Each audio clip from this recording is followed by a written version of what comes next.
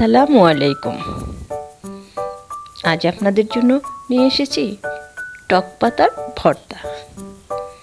খেতে দারুণ মজা, যে একবার খেয়েছে বারবার খেতে যাবে, অসম্ভব মজা। বিশ্বাস করুন, একবার খেয়েই দেখুন। প্রথমে আমি এক আটি টক পাতা নিয়ে ভালো করে ধুয়ে চুলোর উপরে বসিয়ে দিলাম পানি ছাড়া। 5 মিনিট নেড়ে চেড়ে টেলে নেব।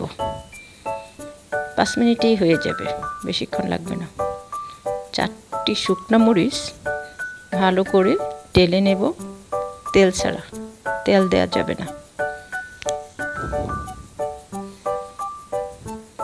আর 3 পিস পেঁয়াজ কেটে টুকরো করে নেব।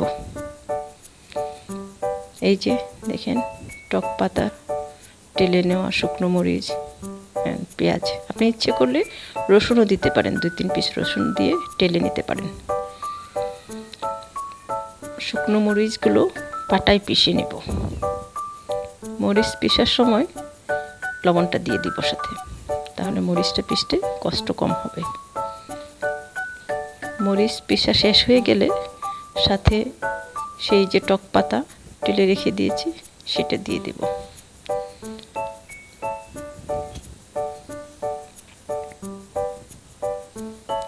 টক পাতা পিষা শেষ হয়ে গেলে পেঁয়াজগুলো দিয়ে দেবো। পেঁয়াজগুলো মসৃণ করা যাবে না, একটু আস্তে আস্তে থাকবে। সবগুলো মিলিয়ে আবার আরেকবার পিষা দিয়ে মিক্সড করে নেব।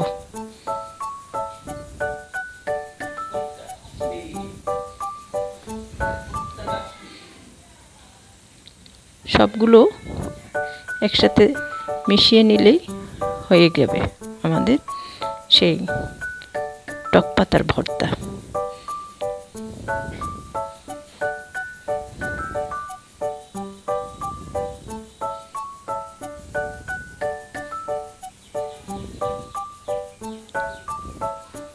এই যে দেখুন, কি সহজেই হয়ে গেল।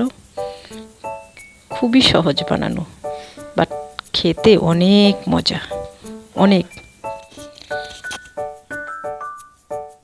গরম ভাতের সাথে খেতে সেই। একবার গরম ভাতের সাথে বানিয়ে খেয়ে দেখুন।